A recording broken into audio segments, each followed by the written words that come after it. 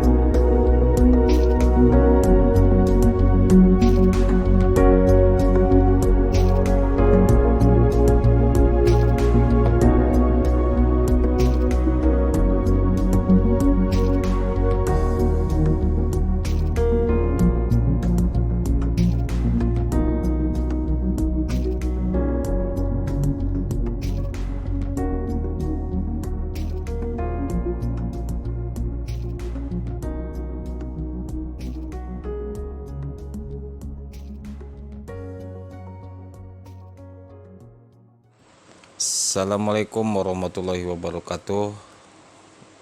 Kami akan mendatangi santri-santri yang di sana yang sedang memanen ubi jalar. Ya, kita saksikan. Assalamualaikum. Mari kita saksikan video ini. Desa Situilir merupakan desa yang berada di Kecamatan Cibumblang, Kabupaten Bogor, yang berlokasi di Provinsi Jawa Barat. Desa Situilir tersebut merupakan daerah penghasilan produk pertanian, tanaman padi, palawija, salah satunya adalah ubi jalar. Ubi jalar merupakan salah satu produk pertanian yang dikelola oleh para santri-santri As-Saropah, sekaligus sekarang ini lagi memanen, dibantu oleh masyarakat setempat dan juga untuk ditanam kembali. Tanaman jenis umbi ini merupakan jenis tanaman yang sangat mudah memeliharanya, tahan terhadap kekeringan, mudah biaya produksi dan irigasinya, sehingga dari panen ubi jalar ini bisa diharapkan hasil bersih yang relatif tinggi. Pengelolaan tanah merupakan suatu langkah pembinaan. Dalam hal pengelolaan tanah ini, para santri berikut serta dalam melaksanakan menanam ubi jalar ini. Selain belajar menuntut agama, para santri juga membina. Pembinaan dimaksud agar menjadi petani yang sukses, dapat melakukan pengelolaan tanah dengan baik. Pengelolaan tanah yang baik akan membuat tanah dan air menjadi awet dan produktivitas tanah dapat terjamin, sehingga memungkinkan terlaksananya usaha-usaha di bidang pertanian. Hal ini yang sangat dibutuhkan bagi para petani yang lain serta bagi tanah yang diolah dengan sebaik mungkin, sebab dengan adanya pengolahan para petani dapat memenuhi kebutuhan hidupnya secara pasti. Keadaan tersebut juga berkaitan dengan tanah yang diolah. Tanah juga memerlukan suatu keseimbangan antara hara yang masuk dan keluar dari tanah. Keseimbangan akan membantu tanah dalam penyediaan unsur hara yang dibutuhkan oleh tanaman sehingga akan menjadi pertanian yang berkelanjutan. Ada beberapa faktor yang mempengaruhi dalam pengelolaan tanah, yaitu faktor kimia, faktor fisika, dan faktor biologi tanah, di mana ketiga faktor tersebut merupakan kondisi dalam tanah yang bersifat potensial karena sifat tersebut berada dalam tanah dalam jangka waktu yang cukup lama. Dari beberapa faktor tersebut akan mempengaruhi produksi tanaman, di mana dalam menentukan suatu alternatif pengelolaan tanah memerlukan data yang aktual dari lapangan. Seperti ini contohnya, para santri mengelola tanah dengan baik, memanfaatkan tanah baik sehingga tanaman menjadi subur. Untuk melakukan pengelolaan tanah yang sesuai dengan kebutuhan tanaman, perlu terlebih dahulu diadakan evaluasi sumber daya lahan. Pada dasarnya, evaluasi sumber daya lahan membutuhkan keterangan-keterangan yang menyangkut tiga aspek, yaitu lahan, penggunaan lahan, dan aspek ekonomis. Maka dari itu, untuk mengetahui lahan yang akan kita ketahui, yang akan kita kelola, sifat tanahnya perlu diadakan dahulu evaluasi. Evaluasi lahan yaitu dengan cara melakukan survei lahan, kemudian dilakukan pemetaan sehingga kita bisa menanam yang lebih bagus. Pemetaan tanah tersebut semacam kita menyangkul, melebur tanah supaya agar menjadi lembut dan supaya menjadi lebih subur tanaman kita. Tujuan para santri ini adalah dari kajian pengelolaan tanah ini tidak mendapatkan hasil produksi semaksimal mungkin, akan tetapi bertujuan untuk mendapatkan hasil yang optimal. Nah, ini juga hasil-hasil ini dikonsumsi atau dijual pada tengkulak-tengkulak yang di sana. Hasil optimal adalah hasil maksimal dengan mempertimbangkan antara pengeluaran dan pemasukan dalam melakukan suatu produksi pertanian. Dengan demikian, kita harus mengetahui pengelolaan tanah terbaik yang sesuai dengan kemampuan para santri yang belajar dengan pertanian.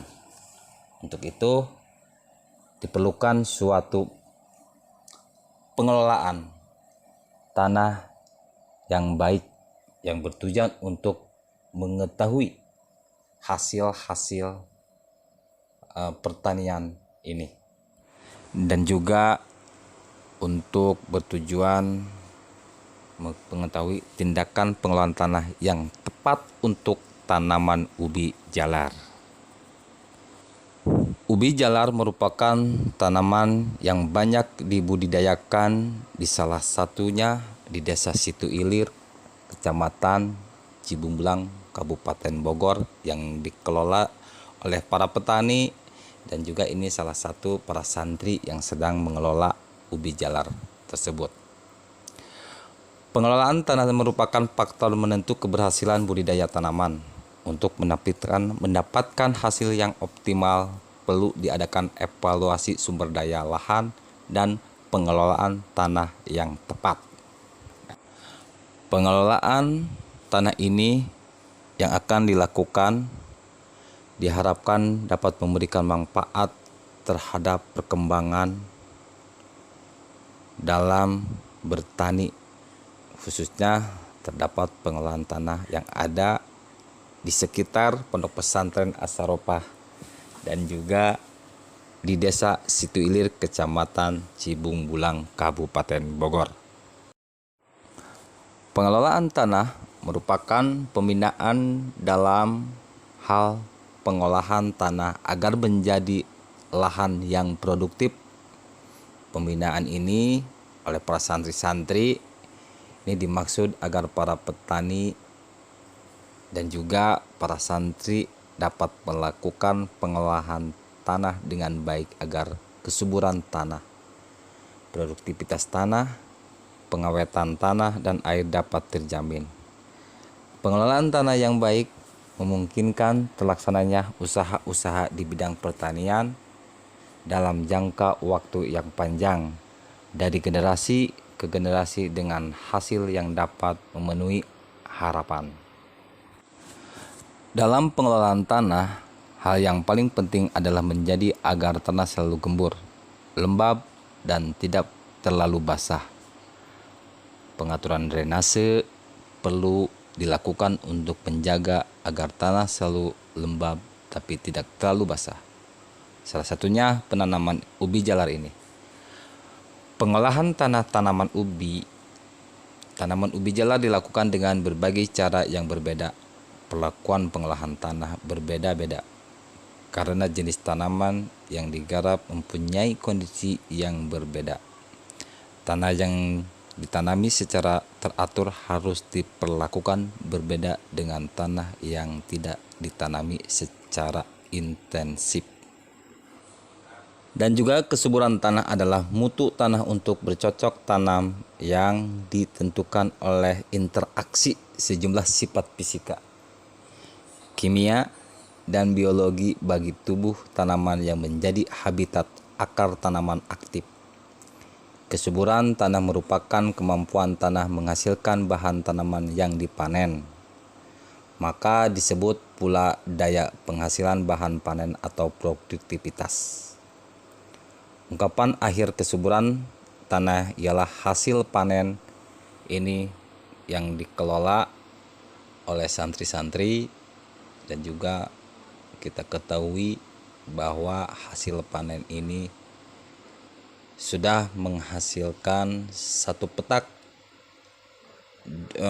sekitar kurang lebih dari 200 meter sudah menghasilkan 2 kintal tanaman ubi jalar. Dan kesuburan tanah dibedakan menjadi 2, yaitu kesuburan tanah aktual dan kesuburan tanah potensial. Kesuburan tanah aktual adalah kesuburan tanah yang asli atau alamiah. Kesuburan tanah potensial adalah kesuburan tanaman maksimum yang dapat dicapai dengan intervensi teknologi yang mengoptimumkan semua faktor. Kesuburan tanah secara tidak langsung berhubungan dengan komposisi pupuk alami atau pupuk kimia dari mineral-mineral anorganik primer. Faktor yang paling penting adalah tingkatkan ketersediaan. Ubi jalar merupakan tanaman yang mudah untuk dibudidayakan karena bisa tumbuh di semua jenis tanah. Hasil ubi yang paling bagus adalah tanah yang sedang-sedang saja kesuburannya dan cukup mengandung air. Di tanah yang kurus, ubi jalar juga bisa tumbuh, tapi hasil umbinya tidak seberapa dan tidak maksimal.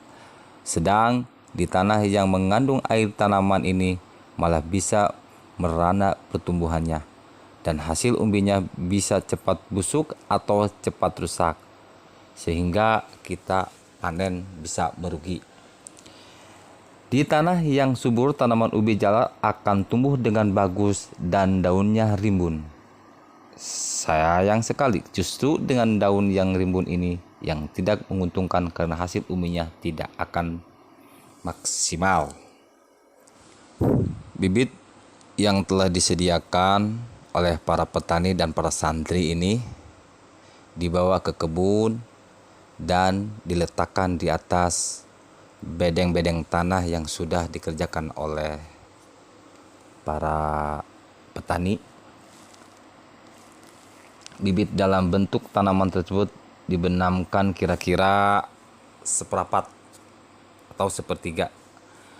Bagian kemudian ditimbun dengan tanah, kemudian disirami air dengan yang layak. Bibit sebaiknya ditanam mendatar dan semua pucuk diarahkan ke satu jurusan. Dalam satu alur ditanam satu batang. Bagian batang yang ada daunnya tersebut di atas bedengan atau di atas yang sudah dikelola dan dilembur oleh petani yang sedang mengerjakan ini. Dalam membuat bedengan perlu memperhatikan lahan yang akan ditanam. Jika tanah yang akan ditanami ubi jalar adalah tanah sawah, maka pertama-tama jerami dibabat lalu dibuat tumpukan selebar 6 sampai 100 cm. Dan ini adalah bekas untuk tanaman ubi singkong yang dikelola oleh para santri-santri, dan juga banyak tanaman bengkuang yang hasil produksinya belum kita ketahui. Dan untuk video selanjutnya kita lihat-lihat setelah waktunya panen bengkuang ini, kita bisa berdiskusi lagi, berbincang-bincang lagi oleh para petani ataupun para santri ini. Ubi jalar dapat diperbanyak secara dengan menggunakan stik batang atau pucuk daun. Bahan stik daun yang digunakan harus memenuhi persyaratan bahan tanaman minimal berumur 2 bulan atau lebih. Pertumbuhan tanaman yang akan diambil stiknya harus dalam keadaan sehat, normal, dan tidak terlalu subur, mengalami masa penyimpanan di tempat yang teduh selama 1-7 hari. Ubi jalar yang akan ditanam perlu disiapkan lahan yang memadai. Penyiapan lahan dilakukan pada saat tanah tidak terlalu basah atau terlalu kering agar strukturnya tidak rusak, lengket, atau keras. Penyiapan lahan dilakukan dengan cara pengolahan tanah hingga gembur sekaligus disebut pengguludugan yang kemudian dibiarkan selama 1 minggu. Ubi jalar yang ditanam di lahan kering, waktu penanaman yang paling baik adalah saat awal musim hujan atau awal kemarau apabila cuaca dalam keadaan normal. Bila ditanam di lahan persawahan, waktu tanaman yang tepat adalah pada saat awal musim kemarau. Sistem penanaman ubi jalar dapat dilakukan secara bisa sesuai pengetahuan kita. Ubi jalar walaupun tahan kering, tetapi pada fase awal pertumbuhan memerlukan air yang memadai. Penyulaman dilakukan setelah tanaman berumur 3 minggu dan pemupukan dilakukan pada saat penanaman dan setelah tanaman berumur 45 hari. Penyiangan dan pembubanan dilaksanakan ketika tanaman mencapai umur 1 bulan setelah tanaman, yang diulang saat tanaman berumur 2 bulan. Ubi jalar yang dipanen pada waktu yang tepat akan menghasilkan ubi yang berkualitas dan hasil produksi tinggi. Panen yang terlalu lambat ataupun terlalu cepat akan berakibat buruk terhadap mutu yang dihasilkan.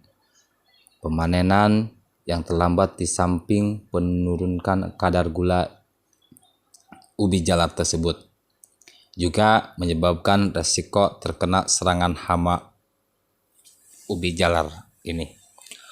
Ubi jalar masa panennya dipengaruhi oleh berbagai faktor seperti iklim, tingkat kesuburan tanah, variasi, dan lokasi penanaman.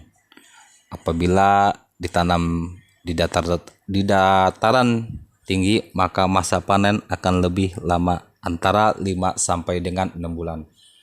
Sementara apabila ditanam di dataran rendah bisa dipanen saat berumur 3 sampai dengan 4 bulan. Ubi jalar hasil panen sangat bervariasi tergantung lokasi penanaman. Penanaman di dataran terendah bisa dipanen ubi jalar sebanyak 15 sampai 20 hektar kalau memang lahannya kita ada. Untuk dataran sedang bisa dipanen ubi sebanyak 20 sampai 25 ton per hektar. Dan di dataran tinggi bisa dipanen 25 sampai yang kira-kira 30 ton per hektarnya. Ini hanyalah beberapa ini aja lahan yang dikelola oleh para santri. Ubi jalar dapat disimpan sehingga hingga 5 sampai dengan 6 bulan, bahkan lebih tergantung dari cara penyimpanan. Ubi jalar yang telah disimpan rasanya lebih manis dibandingkan dengan ubi jalar yang baru saja dipanen. Cara paling praktis agar tahan lama disimpan adalah dibenamkan ke dalam pasir. Nah, mungkin ini adalah video kali ini sharing tanaman ubi jalar bersama para petani dan juga para santri yang berbincang-bincang dalam mengenai hal tentang ubi jalar. Semoga para petani yang ada di Indonesia selalu sukses dalam salah satu program untuk ketahanan pangan. Dan juga ini adalah salah satu untuk membangun desa dalam bidang ketahanan pangan ini. Selain ubi dan juga banyak tanaman-tanaman yang lain yang dikelola oleh para petani yang ada di wilayah sekitar sini. Mungkin itu saja video kali ini. Mudah-mudahan ada manfaatnya untuk sahabat-sahabat YouTube dan juga untuk para petani, untuk para petani muda, bangkit petani muda untuk membangun ekonomi Indonesia. Terima kasih. Wassalamualaikum warahmatullahi wabarakatuh.